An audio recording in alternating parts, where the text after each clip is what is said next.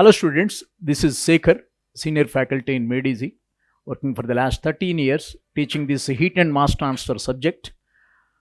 Now I am going to give the solutions of the heat and mass transfer subject in this ESC 2020 mains exam, which was conducted 2 days ago.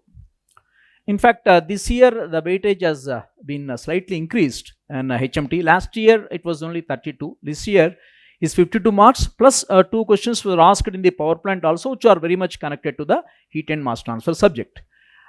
Total weightage including those 2 questions given in the power plant mode, if you consider, that will be around 69 marks. Excluding those 2 economizer and condenser questions, the total weightage given is 52 marks. So considerable weightage in this mains examination. Now I am going to discuss about the solutions of that mains examination and what are the basic concepts involved in those solutions. In fact, this year he has covered all the 5 topics: conduction, convection, radiation, heat exchangers, and as well as the condensation, heat transfer. All the 5 topics he has covered. The question number 1C is regarding the conduction heat transfer, where the radial conduction heat transfer through a hollow sphere is asked. The question goes like this. Question number 1C. There is a hollow sphere, inside radius was given and outside radius is also given. This is a hollow sphere having a material conductivity K of 15 watt per meter Kelvin, maybe steel. Generally this is the conductivity of the steel, usually we assume. A hollow sphere made up of some metallic conductor is subjected to heat flux. He has given the heat flux. He didn't give the heat transfer rate, rather he has given the heat flux. What is the meaning of heat flux? Heat transfer rate per unit area. There is some electrical heating provided on the inside surface of the hollow sphere, wherein the heat flux was given. How much heat flux given? 105 watt per meter square.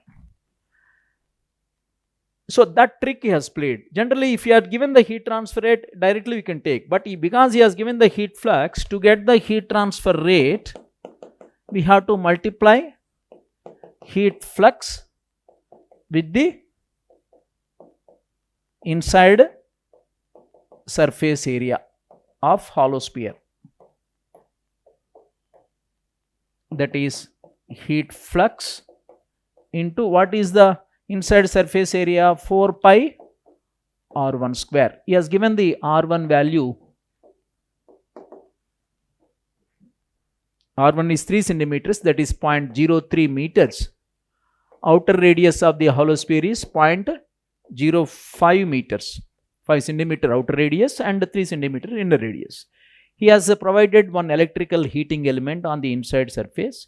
That electrical energy supplied into that cable that is being converted into the heat energy, and that being radially conducted through the hollow spherical container and then convected to the ambient fluid. Convected to ambient fluid, which is at a temperature of 40 degrees Celsius. With a convective heat transfer coefficient is also given, that is 400 watt per meter square Kelvin. So whatever the heat that you are generating by supplying the electric power in that coil is radially conducted through the hollow sphere and then convected to the ambient fluid with a convection coefficient of H 400 watt per meter square Kelvin. So we are required to calculate what is the surface temperatures of the hollow sphere, Ti and To. So that is the question. There is a heat flux given, there is a conductivity given, there is a convection coefficient given. We need to calculate what is the inside surface temperature of the hollow sphere and the outside surface temperature of the hollow sphere. So if you just look at this particular figure, how many thermal resistances you may expect between Ti and T infinity? T infinity is the ambient temperature, generally we denote. Between Ti and T infinity, there are 2 resistances. One is conduction resistance and other is convection resistance. Both the resistances are in series. This is the direction of the radial heat transfer occurring through the hollow sphere. So the radial heat transfer rate Q has been calculated by using this formula, heat flux into inside heat transfer area. We know the rate of heat transfer, we know both the resistances. Easily we can calculate Ti and To by constructing the thermal circuit. So therefore the thermal circuit for the given problem can be constructed like this. There are two resistances in series. This is Ti, this is T infinity. T infinity correspond to the ambient temperature. Ti we don't know. What is this To? To is the outer surface temperature. This is Ti, this is To, this is T infinity. This is a radial convection heat transfer. So two resistances between Ti and T infinity. What is the first resistance? Conduction resistance. What is that conduction resistance for the hollow sphere? R2 minus R1 divided by 4 pi K R1 R2. This is the conduction resistance offered by the spherical material. And then we have the convection resistance, which is given by 1 upon HA. What is the convection area at the outer surface? 4 pi RO square. RO square or R2 square.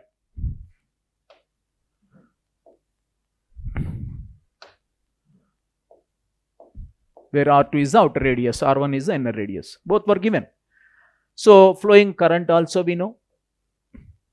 The heat transfer rate, which were calculated by multiplying the flux with the inside surface area, 4 pi R1 square.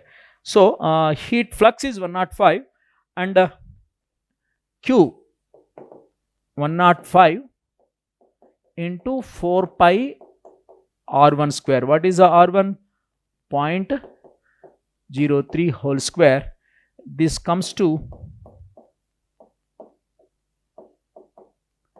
this is the heat transfer rate. After getting the heat transfer rate, we know current, we know this because H is given, R2 is given.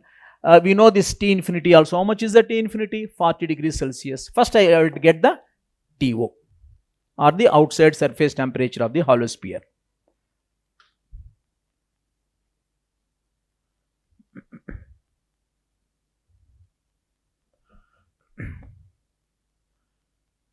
Q is equal to rate of heat transfer. It is not flux, mind that. Rate of heat transfer Q is equal to To minus T infinity. First I consider the second resistance. To minus T infinity divided by 1 upon HA. What is that HA? 4 pi R2 square. That is rate of heat transfer is 1130.95 is equal to To, I don't know, the outside surface temperature 40 divided by what is H value given? H value is 400. 4 pi into R2 is 0.05. From this we get the outside surface temperature as 130 degrees Celsius. So we got the outer surface of the hollow sphere. Then I considered the first resistance, the temperature drop across the first resistance. The current is same because current is passing through, the heat current is passing through the two resistances which are connected in series. Ti inside surface of the hollow sphere minus To, which we got the To as 130 divided by what is that first resistance? Conduction resistance. What is that? R2 minus R1 divided by 4 pi K R1 R2. K of the material is given as 15. We know To, you know R2, R2 we know R1, we know K, everything is given, from which this Q is the same. What is a Q? 1130.95 watt, from which the inside temperature, of the hollow sphere we get it as the 210 degrees Celsius. These two are the answers. Very simple problem. We know the current, we know the last terminal We know the last terminal, we know all the resistances. First I got the TO, then I got the TI. Current is same, current is given, indirectly given. The trick what he has played here is, instead of giving the heat transfer rate, he has given the flux. If you miss that particular trick he has played, that flux is given. Flux means heat transfer rate per unit area. That must be multiplied by the area to get the heat transfer rate. So we got both the temperatures. That is a question number 1C.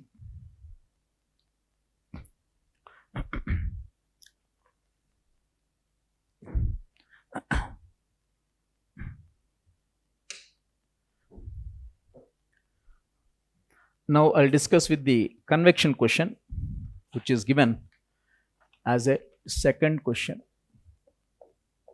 See, this is a convection. As I mentioned, he has covered all the 5 topics: conduction, convection, radiation, heat exchangers, and as well as condensation. The second C, it is a slightly lengthy question, and which was an unexpected question he has given. That is, what is this second C? We have to derive an equation for Nusselt number for a fully developed laminar flow through pipes when constant heat flux conditions are imposed on the surface of the pipe or the tube. He didn't mention the constant heat flux conditions, but he has indirectly mentioned that he has noticed that the bulk mean temperature of the fluid is varying linearly with respect to the x direction. So the TB, or the bulk mean temperature of the fluid, varies linearly with respect to the x in the direction of the flow only in that particular case of constant heat flux conditions are imposed on the surface of the pipe. For fully developed laminar flow through pipes, if a wall heat flux is maintained same all along the length of the pipe, the bulk mean temperature of the fluid varies linearly with respect to the x. What is that x? X is the direction of the fluid flow. So we have to derive that equation, that we have to prove that Nusselt number is equal to 48 by 11 or 4.36. That is a question he has asked. Slightly lengthy question and given for 20 marks. In fact, that should have been given for more marks because the procedure is a bit longer here. Generally, first of all, I want to elaborate about the forced convection heat transfer in flow through pipes. Whenever there is a forced convection heat transfer happening inside the flow through pipes or the ducts, there are 2 distinct cases generally we come across. Number 1, constant heat flux conditions. Number 2, constant wall temperature conditions. Both the cases are entirely different. In fact, these constant heat flux conditions could be achieved practically by winding an electric power coil all along the length of the pipe, by varying the number of turns of the electric power coil or by varying the diameter of the coil. Either way, we can maintain those constant heat flux conditions like this. It is a pipe or the tube. The constant heat flux conditions could be achieved by winding an electric power carrying coil, by supplying the electric current inside that coil, and by varying the number of turns, whatever the turns you are providing, by changing from location to location, you can maintain the same heat flux. Flux means what? Heat transfer rate per unit area. I am denoting as Q dot W, heat flux given in watt per meter square. It is maintained constant. In fact, the other important situation called as a constant wall temperature conditions can be achieved by condensing the steam or by radiation mode also.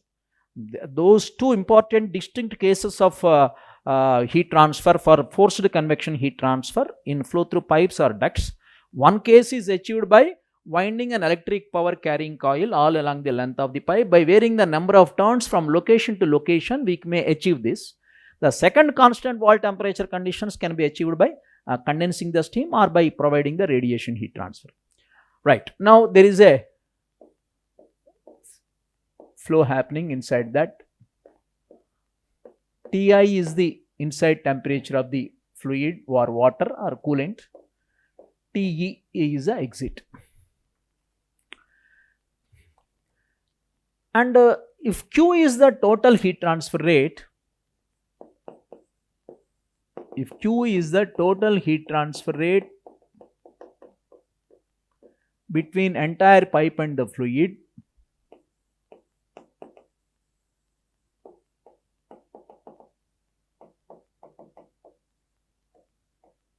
or the coolant, how do you achieve this total heat transfer rate? I can easily write that QW into heat flux into what is the total heat transfer area?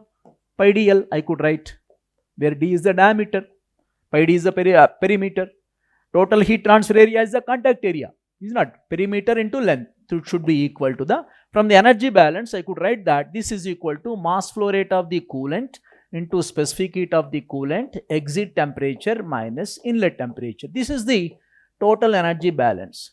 From thermodynamics also we know that because all our heat transfers are isobaric heat transfers, any amount of heat given to the fluid under isobaric conditions should be equal to the change in enthalpy of the fluid. That change in enthalpy of the fluid is manifested by the change in bulk mean temperature of the fluid from inlet to the exit. What is the Ti? Ti is the bulk mean temperature of the fluid at inlet. Te is the bulk mean temperature of the fluid at the exit. What is this bulk mean temperature? First of all, let me elaborate about that bulk mean temperature also. The bulk mean temperature of the fluid is the average temperature defined at a given cross section of the pipe, which indicates how much thermal energy or how much heat energy or how much enthalpy is carried by the fluid through that cross section. Tb is the bulk mean temperature of the fluid defined in such a way that this Tb indicates how much thermal energy or how much heat energy or how much enthalpy of the is carried by the fluid at that particular given cross section. One cross section, one value of the Tb. Why we need to define the Tb? Because temperature itself is a function of R. This is a radial coordinate. This is the flow coordinate, x coordinate. Generally in flow through pipes we deal with two coordinates. One is x coordinate, that is the direction of the flow, and other is the radial coordinate, small r.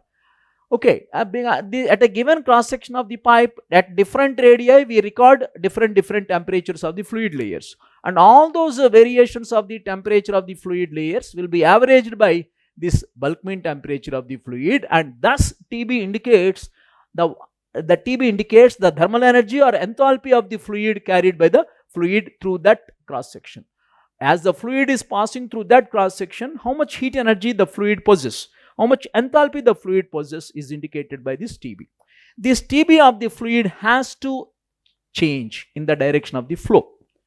Even if the flow moves by, even if the fluid travels by 1 mm distance, the bulk mean temperature will be different, because as long as there is no as long as there is heat transfer between the pipe and the fluid, this bulk mean temperature of the fluid has to change. Supposing if the fluid is hotter than the pipe, the bulk mean temperature keep on decreasing. Tb is a function of x. In the direction of the flow, Tb keeps on decreasing if the fluid loses heat. In case if the pipe is hotter and the fluid is cooler, the Tb keeps on increasing, but Tb has to change. Okay, as long as there is heat transfer between the pipe and the fluid. Okay, now we have defined this Tb. This Tb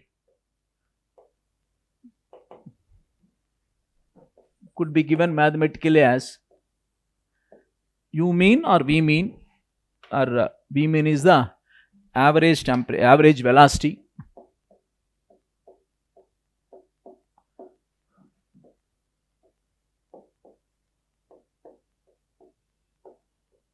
U is the velocity of the fluid layer at any radius.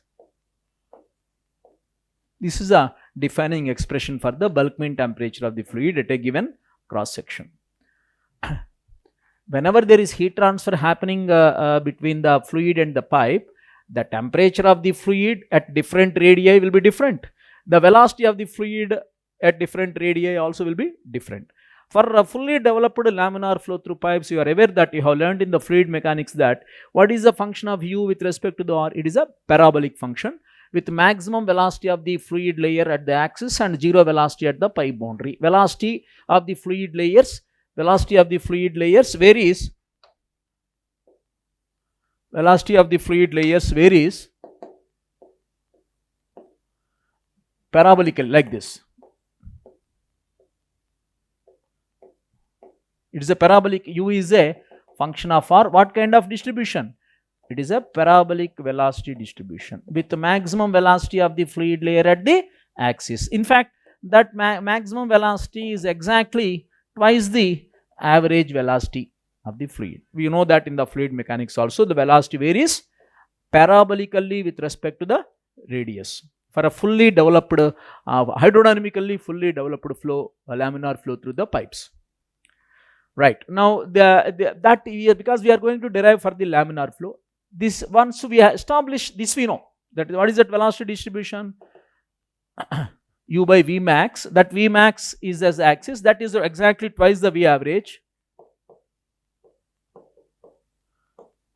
1 minus R square by R square. This is the parabolic velocity distribution for fully developed laminar flow through pipes.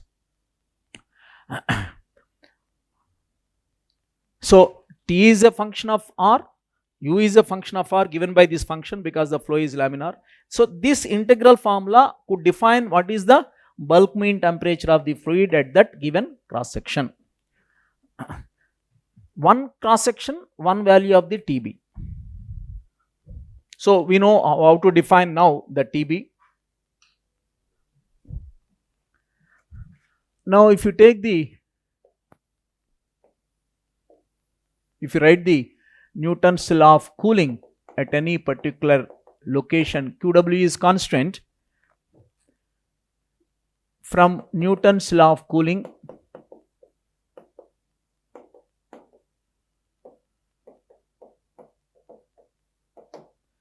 if you take any particular cross section, what is the temperature difference or the driving potential?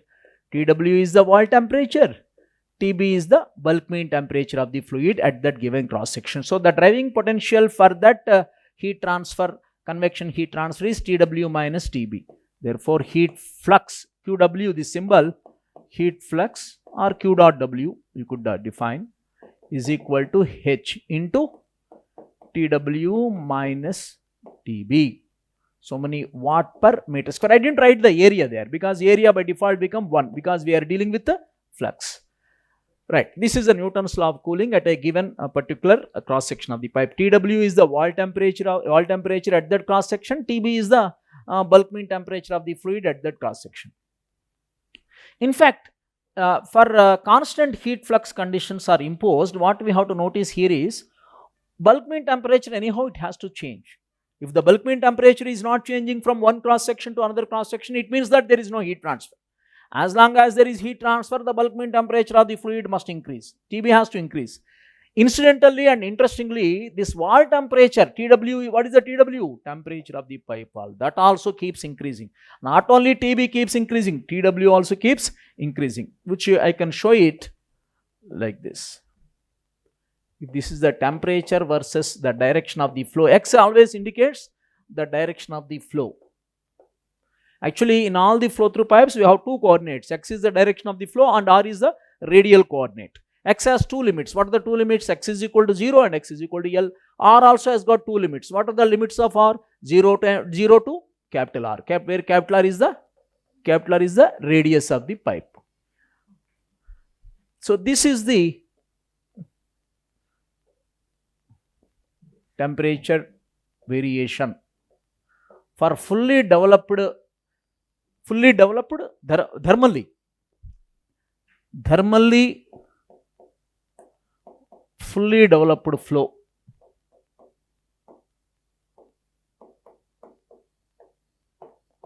For thermally fully developed flow, both wall temperature and bulk mean temperature of the fluid varies linearly. They are, in fact, both are parallel straight lines. Linear variation, TW and both TW and TB are functions of X. What kind of function? Linear. Linearly they vary. But initially there is some small distance traveled by the fluid which is called as the entrance length, thermal entrance length, which is quite lesser, during which they don't vary linearly. In fact, if you just look at the variation of the local convective heat transfer coefficient with respect to the X, till it becomes fully developed, the local convective heat transfer coefficient keeps decreasing. After that, once the flow becomes fully developed, the Hx remains constant. For fully developed laminar flow through pipes, the local convective heat transfer coefficient remains constant. It keeps decreasing during that particular entrance length from inlet of the pipe unless the flow gets fully developed. The Hx value keeps on decreasing. The reason is there is a growth in the thermal boundary layer.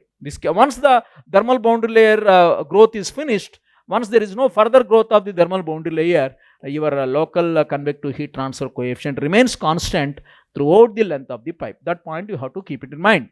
So Hx for fully developed laminar flow through pipes, this local convective heat transfer coefficient Hx remains constant in both the cases, not only in constant heat flux conditions and also for the constant wall temperature conditions also, right? So we are maintaining TW constant. How we are maintaining? By winding the electric power coil. By changing the number of turns, you can maintain this constant. This is maintained constant with respect to X. This is Hx is already a constant there, local convective heat transfer coefficient, anyhow it is a constant. That means this Tw minus Tb also must remains constant. That is why they are parallel straight lines. So since Qw is constant and Hx also constant, from which I can say that Tw minus Tb is a constant. The delta T, which we can also call it as this delta T, remains constant with respect to the X direction. Both are varying linearly and both are parallel lines. Now they are not only parallel, they are parallel straight lines. That point you have to notice here. In fact, thermally fully developed means the dimensionless temperature distribution would not vary with respect to the X. What is the dimensionless temperature distribution? Fully developed means this.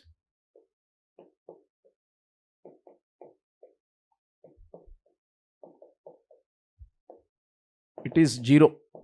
This dimensionless temperature distribution with respect to the X direction would not at any X, this particular ratio will be the same.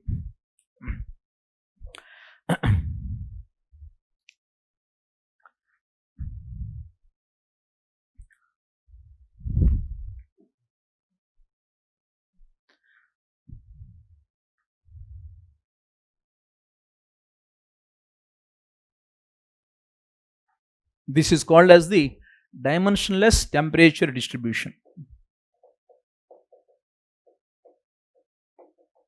at a particular cross section.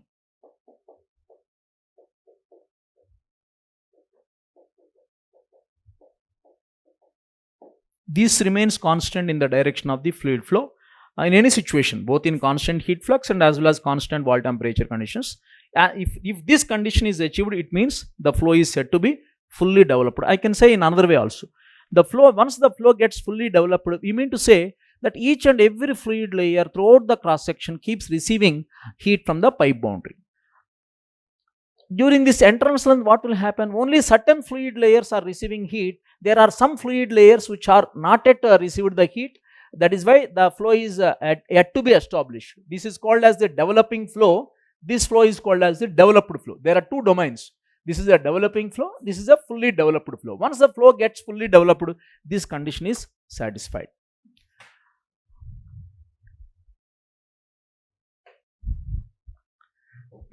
Now, if you take a small differential travel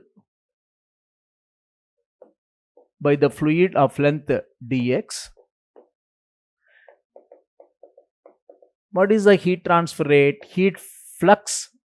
Heat flux into area of heat transfer. What is the heat flux? Qw. What is the area of heat transfer? Pi d into dx. That heat transfer rate should be equal to the change in enthalpy of the fluid, which is manifested by change in bulk mean temperature of the fluid. I mean to say heat flux into perimeter into dx should be equal to the change in enthalpy, mass flow rate Cp into dTb, differential change in bulk mean temperature. What is that differential change dTb. dTb is the differential change in bulk mean temperature of the fluid for the travel of dx, okay, in the direction of the flow. So q dot w, it is a constant, perimeter constant, because diameter is constant, perimeter is constant, m dot Cp into dt. Therefore I can write dTb by dx, dTb by dx should be q dot w, constant heat flux, into perimeter, P is the perimeter, pi d, divided by m dot into, m dot is the mass flow rate, m dot into Cp. This is constant. Why this is constant? Perimeter is constant. Why perimeter is constant? It is a constant diameter pipe. Mass flow rate is constant. Why mass flow rate is constant? Steady flow. All the fluid properties are constant. Cp is a property. We are maintaining a constant heat flux. So this should be a, that means from this, when dTb by dx is constant, which means the bulk mean temperature of the fluid varies linearly. That is equal to the dTw by dx. Why? Because Tw minus Tb is constant. Earlier we have shown you that. That means dTb by dx is equal to dTw by dx. That point you have to notice. Both bulk mean temperature varies linearly, and Tw also, the temperature of the pipe wall also varies linearly with respect to the x. Slopes are constant. We have noticed that earlier also. The slopes are constant for fully developed flow. When the slope is constant, it means it is a linear variation. Now, if you integrate this equation from integrating, if you integrate from 0 to x, any x is arbitrarily taken, where Tb is the bulk mean temperature at any x, Ti, because what is the Ti? Bulk mean temperature of the fluid at x is equal to 0, that is at the inlet. Ti plus q dot into perimeter by m dot Cp into x. From this equation, at any x, I can calculate the bulk mean temperature of the fluid. What is the Ti? Bulk mean temperature of the fluid at inlet. This is a constant heat flux imposed. Perimeter, P is the perimeter. At any x, I am able to calculate the bulk mean temperature of the fluid. This has been obtained just by integrating this particular equation from 0 to x. Okay. Now we know how to calculate the bulk mean temperature at any x. Tb varies because all these parameters are, this is constant, Tb varies linearly. That point, this way also we can establish. Both Tb and Tw both varies linearly with respect to the x.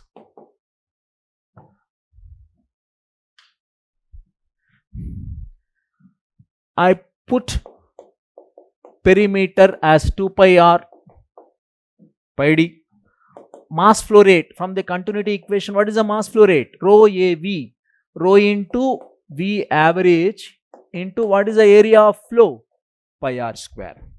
So if you substitute these things there, you get dou T by dou x.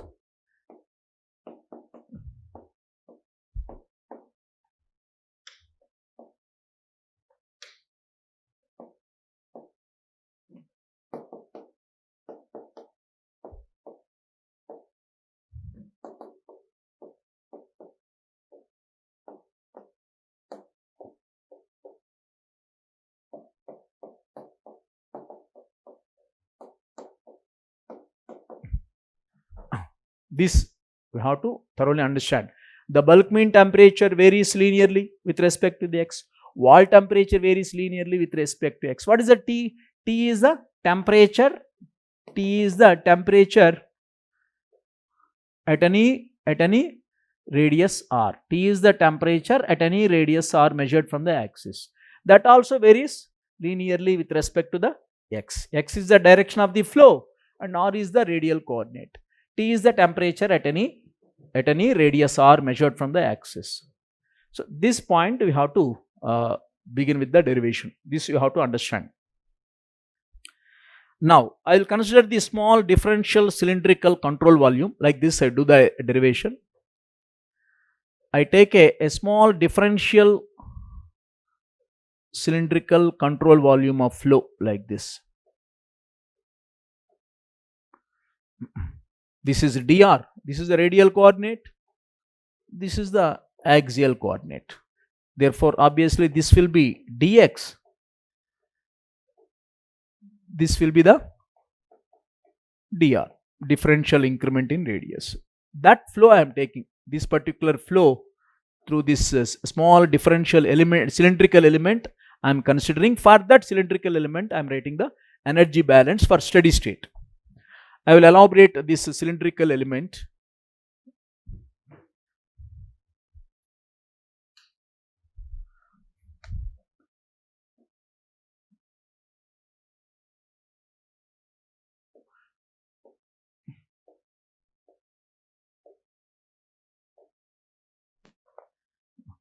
Dx is the differential length of that cylindrical element at a radius of r. I have taken the, where r is the radius measured from the axis of the pipe.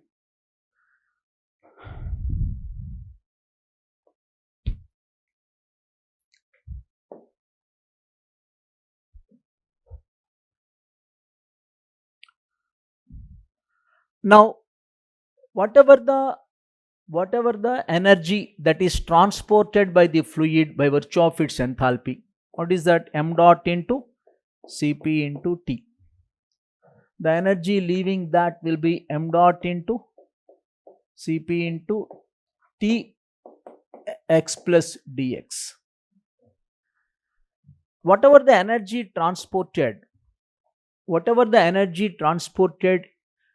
by virtue of the enthalpy of the fluid manifested by its temperature, this m dot Cpt is the enthalpy carried by the fluid while it enters into that cylindrical element. M dot Cpt x plus dx is the energy or the thermal energy carried by the fluid as it goes out of that cylindrical element. That difference should be equal to the whatever the heat conducted radially. This is the main energy balance that you have to understand in this analysis.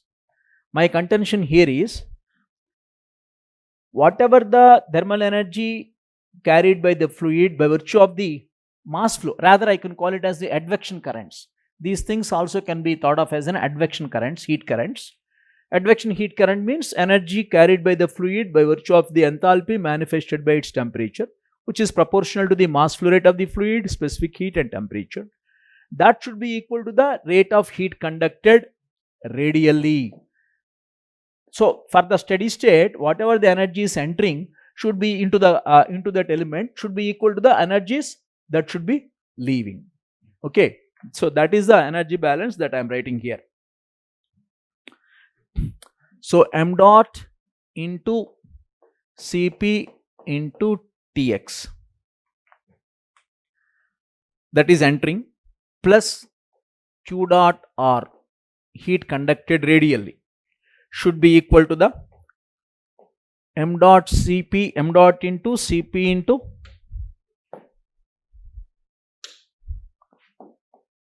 Tx plus dx.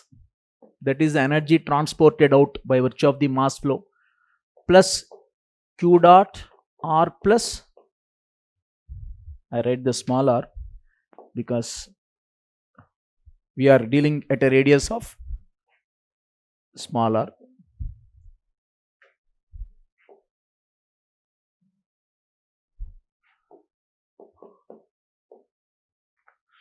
So this is the energy entering into that control volume, this is energy leaving out of the control volume.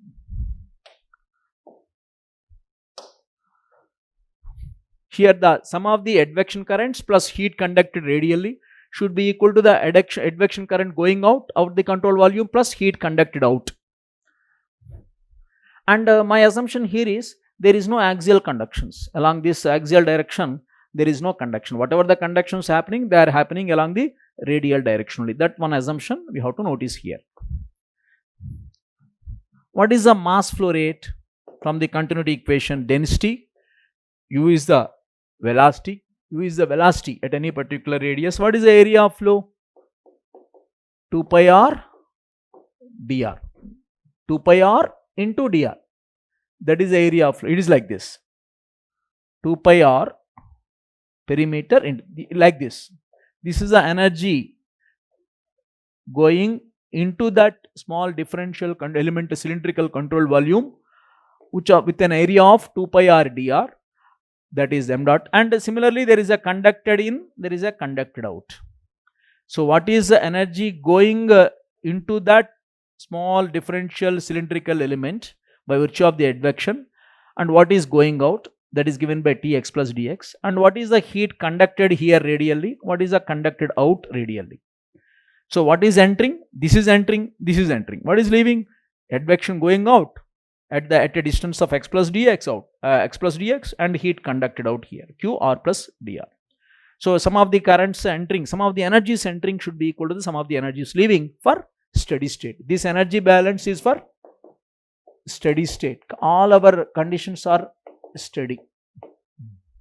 The energies entering should be equal to the energies leaving.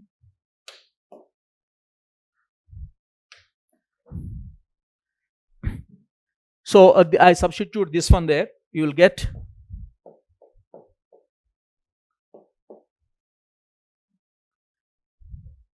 and divide with after substituting, I divide with 2 pi r dr dx. You will get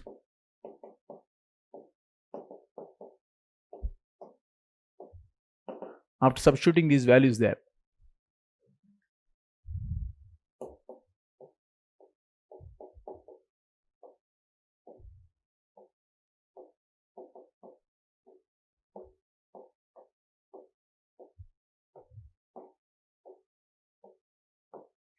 After dividing with this, what is this 2 pi r dr dx? That is the volume of that small differential cylindrical element.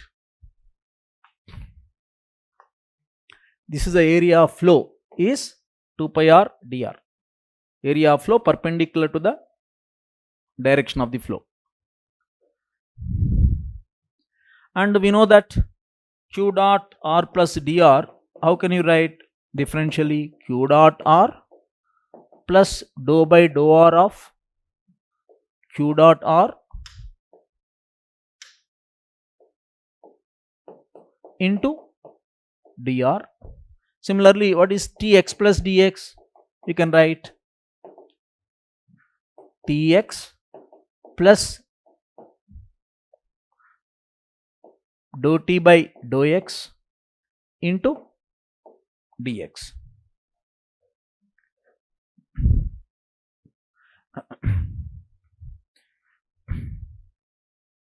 If you substitute these things there, we get u into del t by del x is equal to 1 by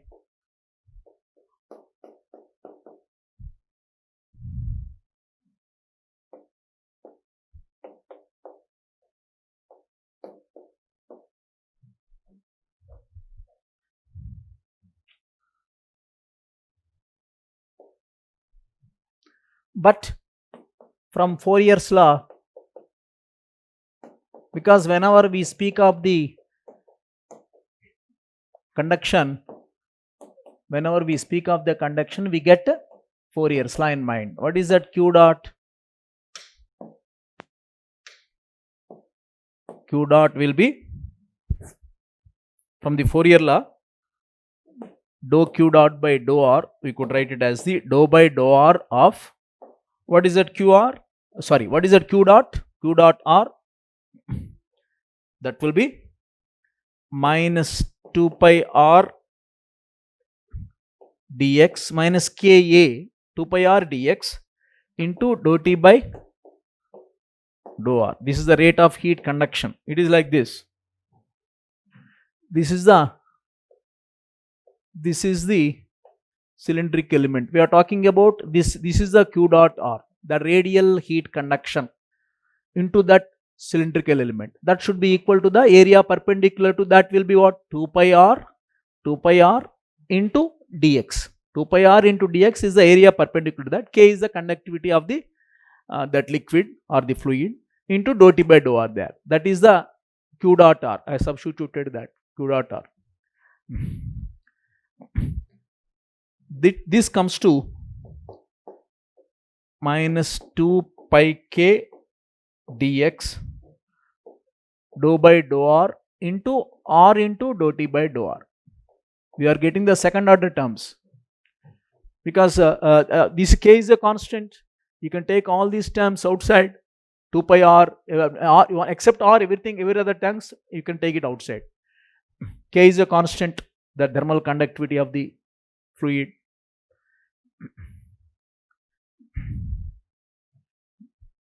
So if you substitute this one there, implies you get U into del T by del X is equal to, I am putting the thermal diffusivity alpha, I am bringing the alpha into the picture. Alpha is equal to K by rho Cp. It becomes thermal diffusivity of the fluid having the units of meter square per second.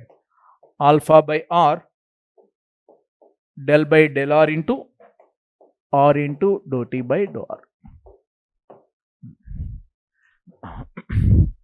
So this particular things, what you have to understand from this equation is, this talks about, this particular things talks about what is the net heat transfer by advection. Net heat transfer by advection means whatever the energy brought in by the mass flow, what is the energy going out? The difference. Whatever the enthalpy brought in by the mass flow, whatever the enthalpy goes out by mass flow. The difference of these two thermal energies is left hand side. What is this right hand side is talks about? Right hand side talk about what is the difference of the radial heat conductions happening through that cylindrical fluid element. So this is a conducted in, this is a conducted out. The difference of these two is this one. How do you know it is a difference of conduction? Because alpha contains K. K is the thermal conductivity of the fluid. Alpha is the thermal diffusivity of the fluid. How do you define thermal diffusivity? Thermal conductivity divided by thermal capacity. So this only tells that, this particular equation tells that the net rate of energy transfer by virtue of the mass flow, the net rate of energy transfer, the net rate of heat transfer by the mass flow should be equal to the net rate of conduction going out from that element radially. That I would like to write it here. So I would like to write this here as the net rate of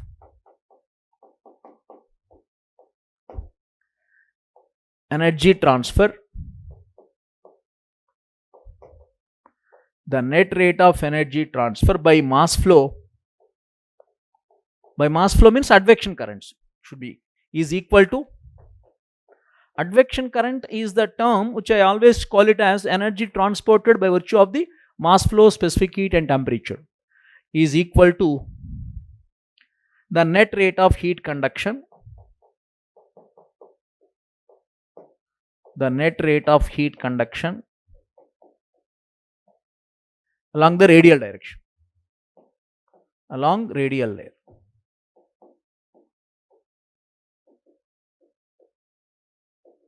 Actually, somebody would get a doubt why you are considering the radial conduction only along through the fluid, why not axial conduction? If there is an axial conduction is there, suppose that if you bring the axial conduction, Q dot along the axial direction instead of the, along with the radial direction, if you talk about the axial conduction, definitely there will be a terms of del square T by del X square. But I just already earlier I have proven that del T by del X is constant. When del T by del X is constant, what is the second derivative?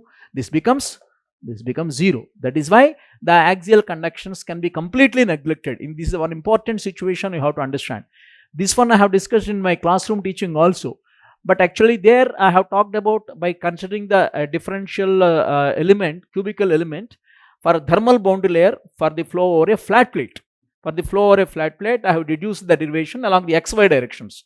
Similar thing I am doing here by considering the cylindrical element from the radial coordinate system. What I have done in the classroom is along the Cartesian coordinate system where x, y and z there. wherein there also this del square T by del x square, which we have neglected that, because the conduction terms along the x direction we have neglected. But here there is no need of neglecting. By default it becomes 0, because when del T by del x is constant, del square T by del x square is 0. So this is the energy balance for that small differential control volume, considering advection currents which are because of the flow along the x direction, and considering the conduction terms which are happening along the radial direction. So this left hand side indicates the net energy transfer by virtue of the advection currents, or by virtue of the masses entering and masses leaving. The right hand side indicates the net conduction heat transfer, what is entering minus what is leaving. This difference of these two is right hand side. Right. Now having done this major component, now I would substitute for this del T by del x. Del T by del x earlier we have already done. Del T by del x we have already done earlier. That is del T by del x is equal to 2 q dot w, where heat flux rho average V average. Earlier we have done it. CPR, we have already proven this one earlier. Few minutes ago I have proven this. This del T by del x I have substitute here. This u velocity distribution is already given in the problem itself. In the question itself is given. What is this u? U is equal to 2 into V average into 1 minus r square by r square. That parabolic velocity distribution for laminar flow, u is given, and del T by del x is this one. If I substitute these two things here, I get this equation.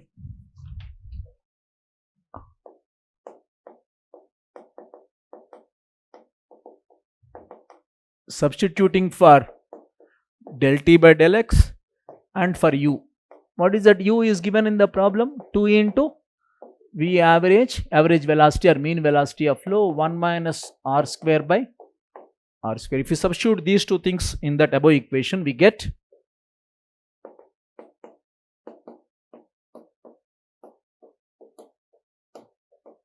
this del T by del x we already given in terms of the q dot, local heat flux.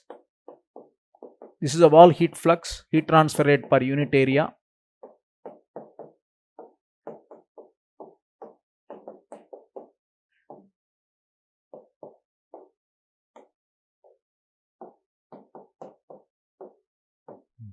This is a second order differential equation, in T with respect to the R.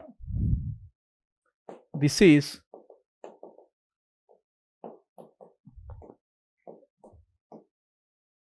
second order differential equation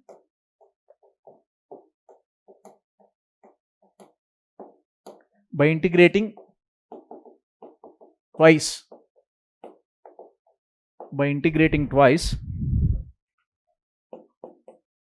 After separating the two variables. What are the two variables? T and R. After separating variables, only two variables, T and R, we get, this is the temperature variation with respect to the small r, radial direction. K is the conductivity, R is the radius, r square minus r to the power of 4 by C1 log r plus C2. This is the one what we get temperature distribution at a given cross section of the pipe. C1 and C2 are the two constants. Because it is a second order equation, we get two constants. Those two constants can be easily obtained by the two boundary conditions. What are the two boundary conditions? At r is equal to 0, dou T by dou r is 0, because it is a symmetric distribution. Symmetric distribution means temperature must be minimum or maximum at the axis. Obviously dou T by dou r is equal to 0. Okay. Or otherwise if you put r is equal to 0 here, log 0 is infinity. Okay. So you will see the infinite temperatures at the axis. So temperature cannot be infinite at the axis. To eliminate that situation where we get the infinite temperatures at the axis, C1 must be 0. If C1 is there, if this term is there, you have to see the infinite temperatures at the axis. But the temperatures cannot be infinite. Therefore, C1 should be 0. Or otherwise, at r is equal to 0, dou T by dou r is equal to 0. So the two boundary conditions are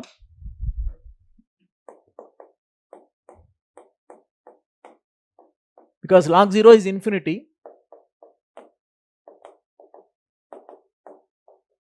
Two boundary conditions are at r is equal to 0 implies del T by del R is equal to 0 because temperature is maximum at the axis based on the symmetry, implies C1 should be 0.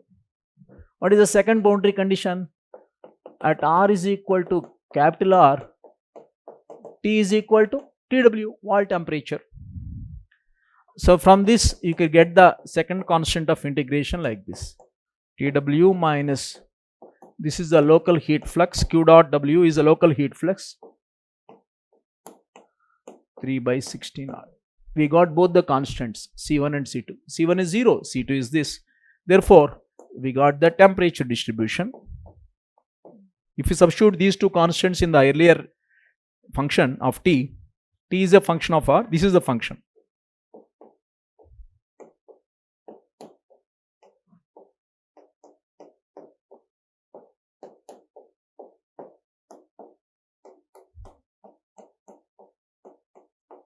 This is the function T as a function of R at a given cross section.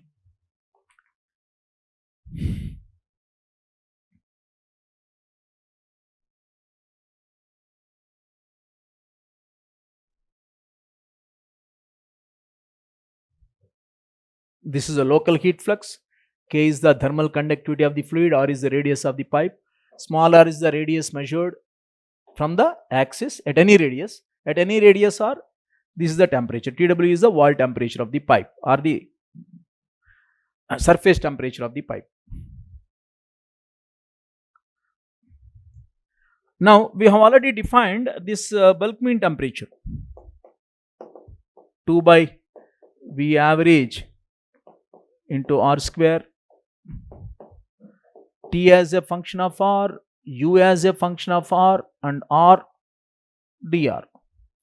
This T as a function of R, we know this is a function. We already all know this function of U. U as a function of R is given. What is the U? U is equal to 2 into V average 1 minus R square by R square. It is given. It is a parabolic velocity distribution at a given cross section for a fully developed laminar flow through pipes. If you substitute this function here, if you substitute this function here, R is already there. If you integrate, we will get the bulk mean temperature equation. By substituting U here, by substituting this T here, and R is already there, so we get the whole thing will become a function of R. Now that should be integrated between the limits 0 to capital R. By integrating, we get the bulk mean temperature, TB is equal to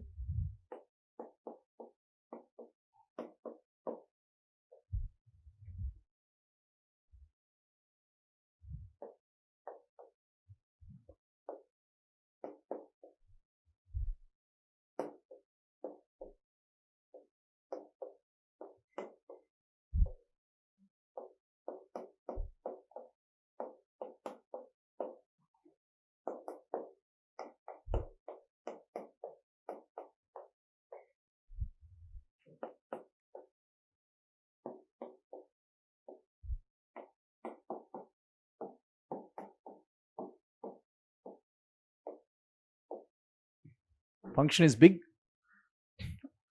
so TB will be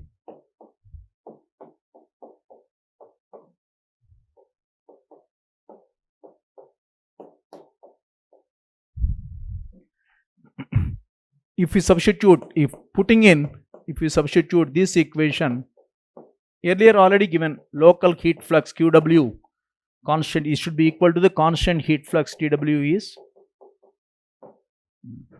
If you put this one, this TB minus TW in this equation, this gives, from this you get the TW minus TB.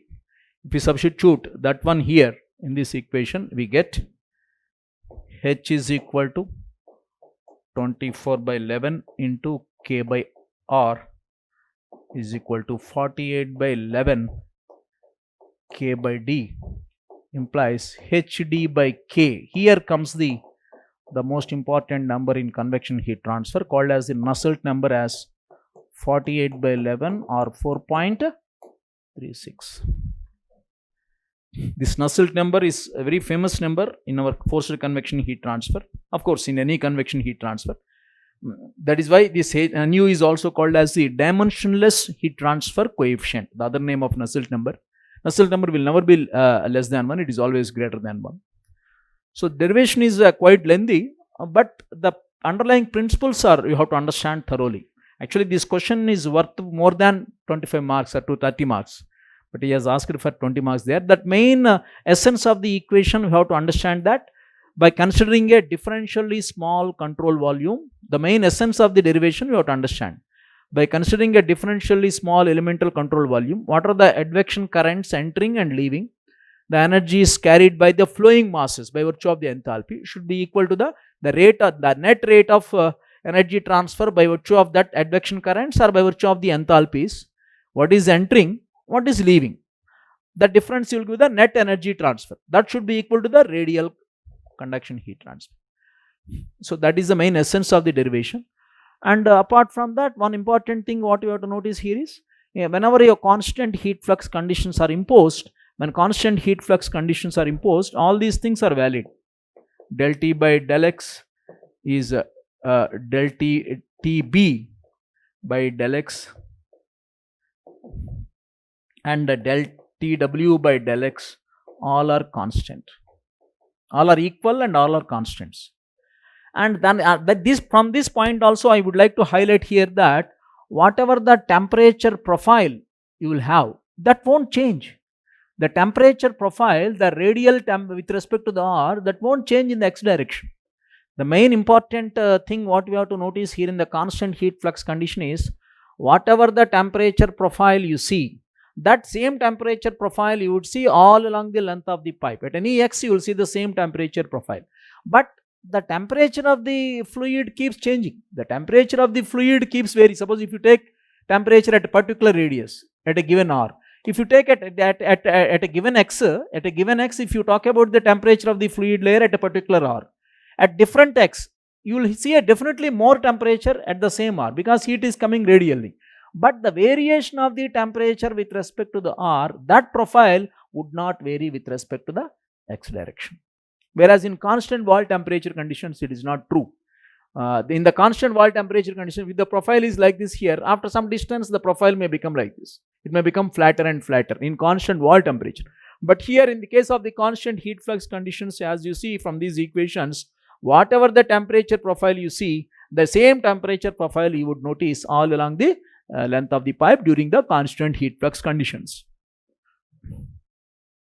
So all these points we have to carefully observe.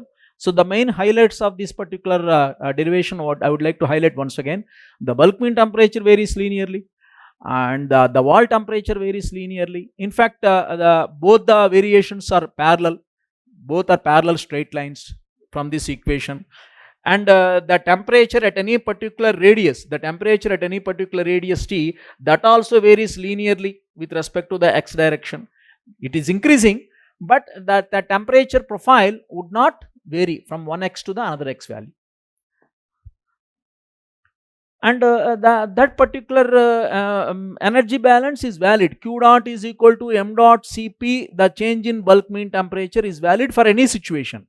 But in case of the constant heat flux conditions, the total heat transfer rate can be easily applied by multiplying the heat flux with the total heat transfer area. What is the total heat transfer area? Your local heat flux into pi dl. That should be equal to the total change of enthalpy from inlet to the exit. And in this total heat transfer rate is equal to heat flux into total heat transfer area only in the case of the constant heat flux situations. So that derivation is though a bit lengthy, this is a worth of more than 20 marks in fact. The next question what he has asked is regarding the radiation heat transfer, that is a question 3b. The question is given like this: a cubical shaped oven all the 5 surfaces are maintained at the same temperature. All the 5 surfaces of the oven are maintained at the same temperature of how much? 600 degrees Celsius. A cubical shaped oven, and only one surface door is open as such. And the temperature of all the surfaces which are considered as black is given as 600 degrees Celsius. The top may be considered, this top surface is open to the surroundings. What is the total net radiation heat loss from the entire cube is given. In fact, this problem is a workload problem in the Pekenag heat and mass transfer textbook. But there in this problem, the main contention here is he didn't give the surroundings temperature. The surrounding temperatures are not given.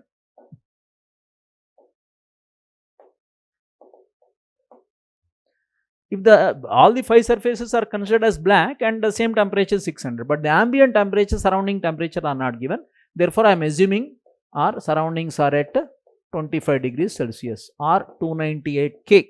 I am proposing, and I am naming the surface like this: 1, this is 2, this is 3, 4, this is 5, and this is 6. I am putting like that. And the surroundings being a very large, that top surface being open to the surroundings being very large, the main assumption here I could take it as the surroundings can be imposed, all the surroundings can be imposed at the top surface of the cube, which is at the temperature of 25 degrees Celsius. Because surroundings being very large, they can be considered as the black. So my contention here is because the surroundings being very large, that surrounding temperature I could impose at the top surface which is open to the atmosphere, the door is open, and that top surface I am calling it as T6, having the temperature of 298 Kelvin. In any cube, shape factor between any two surface is 0.2. Shape factor between any two surfaces is 0.2. From the symmetry I can say that. So my assumptions, here I write it as the assumptions: steady state conditions exist,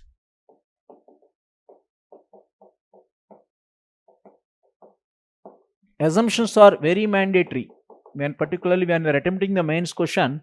Assumptions are very mandatory. Number 2, no convection effects are negligible. Such assumptions definitely carry the marks in the mains examination. The surroundings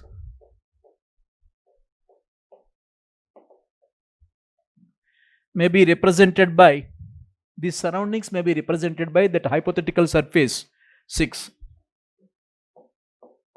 may be represented by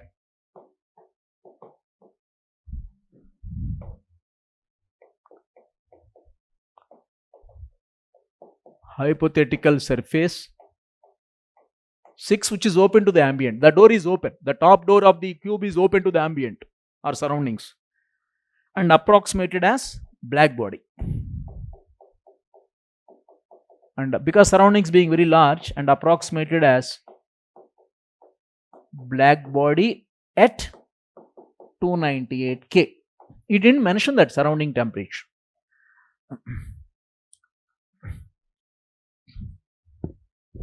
So what is the total net radiation heat loss? Because you can apply the radiation network method, because that is a very versatile method. Each surface is exchanging heat with all the remaining surface. Suppose if you take one is exchanging heat with 2, 3, 4, 5 and 6 simultaneously. But when you are making use of the radiation network, there are two kinds of resistances which we consider. What is the technique says? On each surface you keep one surface resistance. Between any two surfaces you keep one space resistance. But all being considered as black, no surface has got the surface resistance. What is surface resistance? 1 minus epsilon by epsilon into A. Because the emissivities epsilons are 1, because all are considered as black. Therefore epsilon 1, epsilon 2, epsilon 3, epsilon 4, everything becomes 1. So no surface will have the surface resistance. Yes, vanished. So my intention now is, what is the net radiation heat transfer between 1 and 6? This doesn't have the surface resistance, this doesn't have the surface resistance. Then what is the resistance existing between them? Only one resistance, that is a space resistance. So I calculate the net radiation heat transfer between 1 and 6. 6 is the top lid that is open to the ambient. That is only one resistance existing. What is that resistance? That is the space resistance. 1 upon A1 F1 6. If you construct the radiation network only between 1 and 6, I'm just looking at the what is the net heat transfer between 1 and 6 only. EB1 EB6 1 minus epsilon 1 by epsilon 1 A1 1 upon A1 F1 6.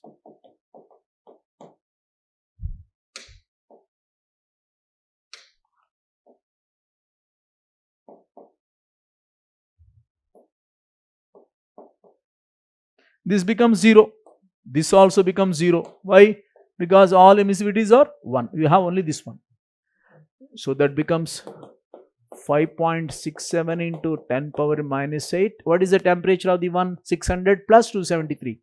That is 873 to the power of 4 minus that assumed temperature 298 to the power of 4. What is the area there? 0.4 into 0.4. The cube dimension is given as 0.4 and F1 6 is. This is the net heat transfer between 1 and 6 alone. So all the 5 surfaces will be losing the same heat because all are at the same temperature. Therefore, total net heat loss from entire cube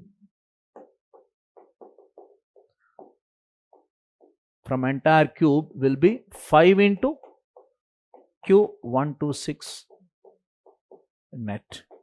That will become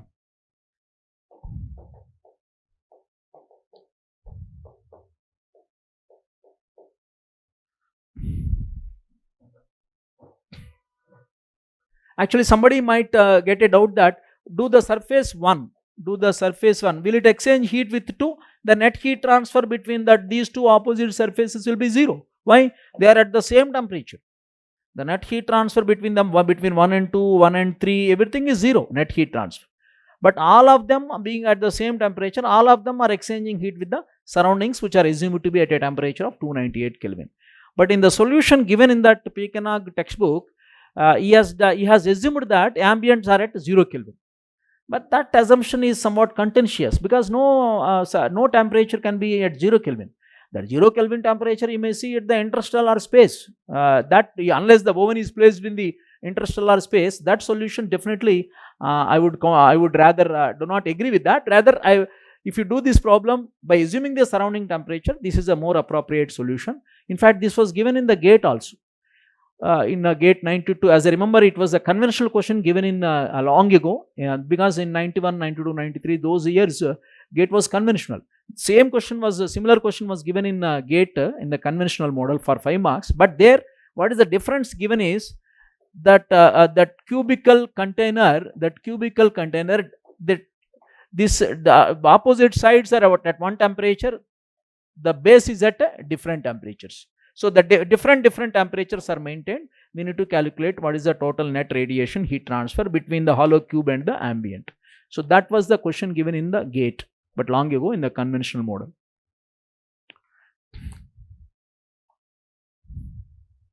So this is the question regarding the radiation.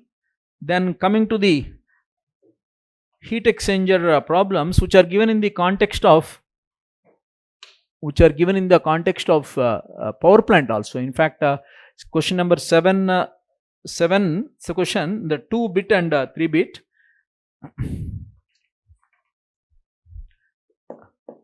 Economizer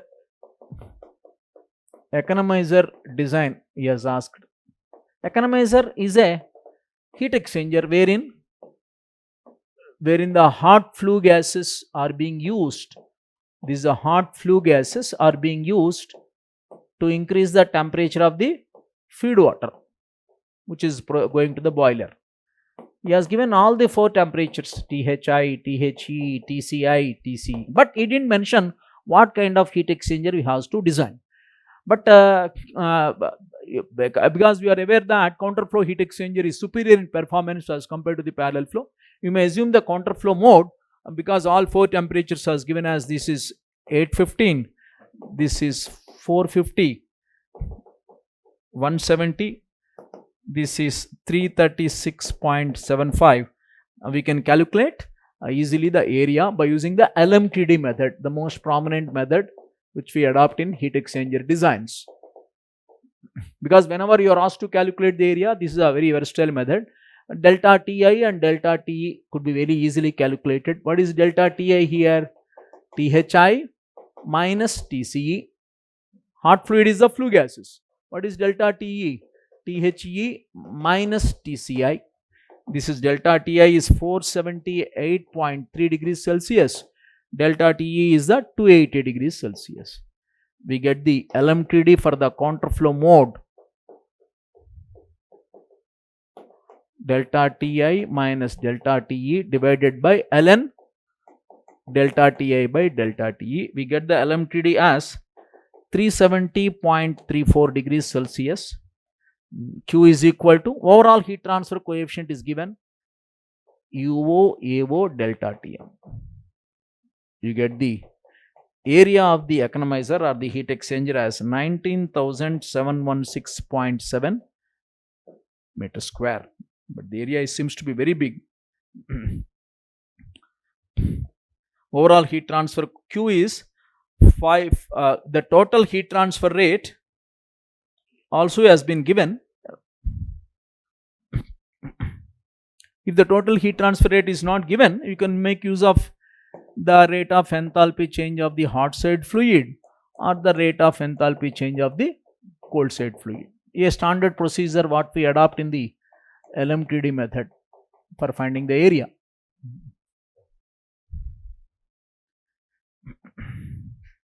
It's a very typical and simple LMTD method that is adopted to design the economizer, which is a heat exchanger between the hot flue gases and the feed water. In fact, if the time permits, you may try it even for the parallel flow mode also. Definitely you will get a more area or lesser area. You require more area. Parallel flow is a lesser performing as compared to the counter flow. For the same heat transfer rate, parallel flow mode would require larger heat transfer area.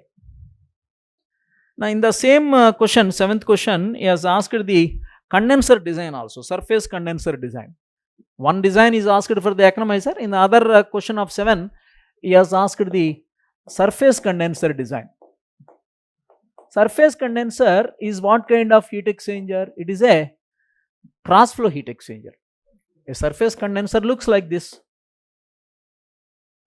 A big shell containing so many large number of tubes, so many large, very large number of tubes you are considered. The steam is condensing, and what is the exit state of the steam is also as not mentioned. You may consider as the saturated liquid having the enthalpy of HF. The steam condition is given with a known dryness fraction.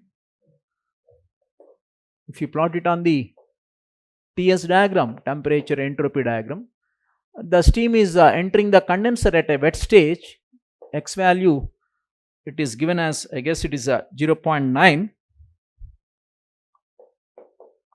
and after condensing it is becoming a just exiting the condenser as a saturated liquid after falling into the condenser well.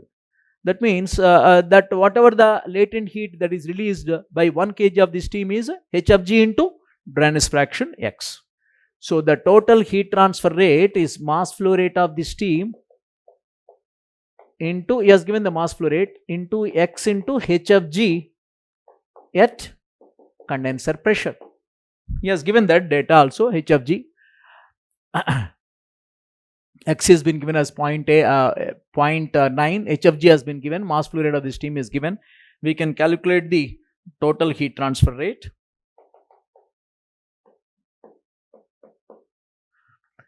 And then how to get the area? Q is equal to U A delta Tm. He has asked the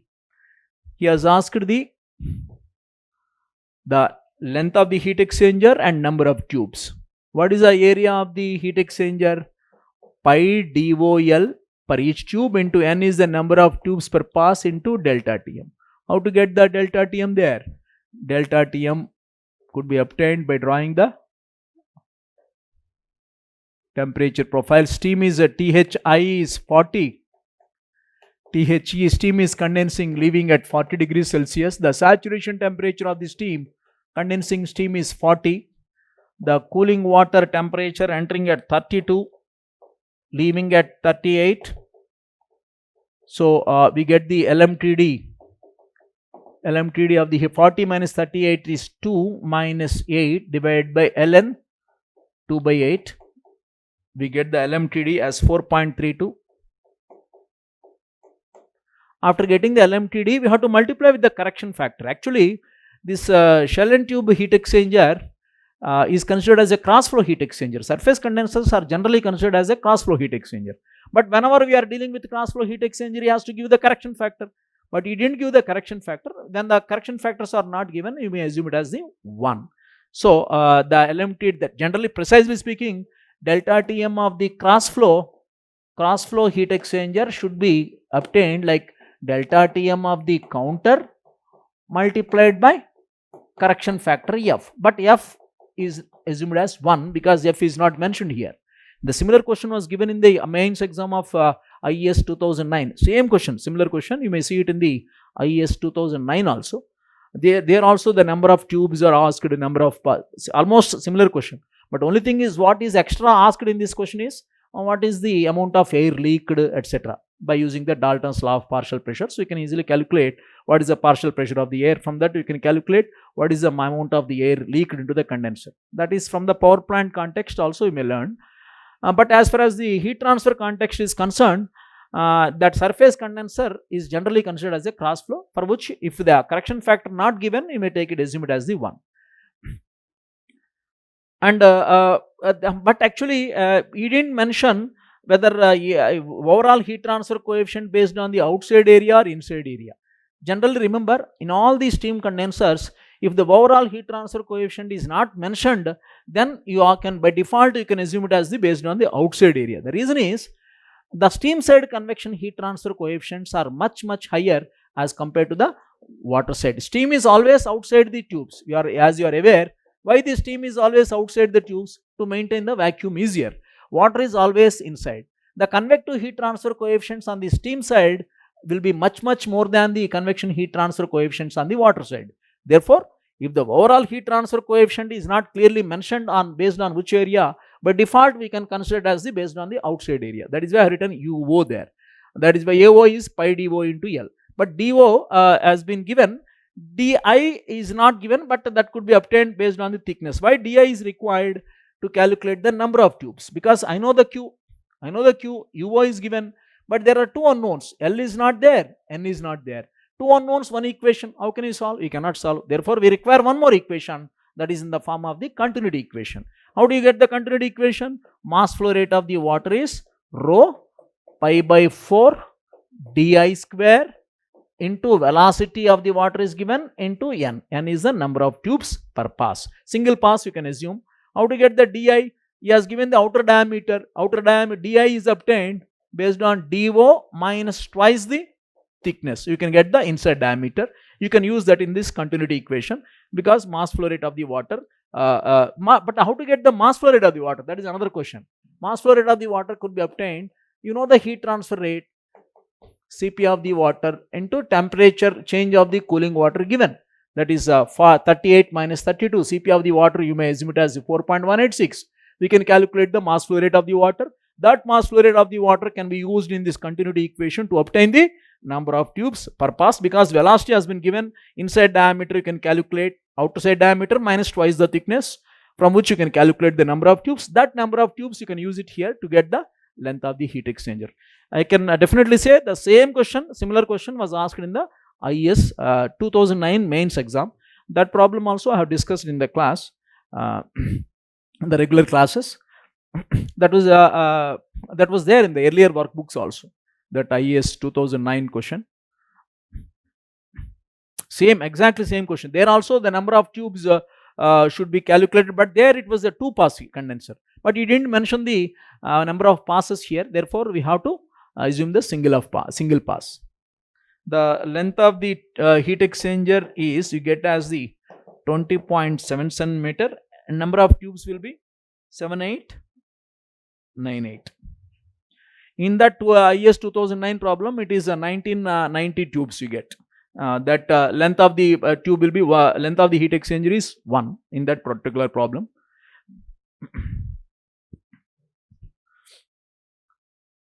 But very important things what we have to understand here is the main things. The total rate of heat transfer between the steam and the cooling water is the total rate of enthalpy change of the either the hot side fluid or the rate of enthalpy change of the cold side fluid. And main assumptions you have to write. The steam after condensing is just leaving in the state of the saturated liquid. There is no subcooling there. But in that IS 2009 problem, there is some subcooling provided. Undercooling or subcooling is given. But here, because no mention of subcooling, the steam is entering as the wet state, simply leaving it out as the leaving out from the condenser as saturated liquid state, just releasing the latent heat of condensation, HFG. But every proper units must be maintained. Mass flow rate of the steam should be kept in kg per second. HFG is given kilojoule per kg. But generally, whenever you are calculating the heat exchanger problems, particularly the specific heat, one should be very, very careful there, because you are, if you keep the HFG in kilojoules, CP you can keep it in joules. CP you can keep it in kilojoules. If you keep HFG in joules, this also should be kept in joules there. But usually this overall heat transfer coefficient would be given in watt per meter square Kelvin.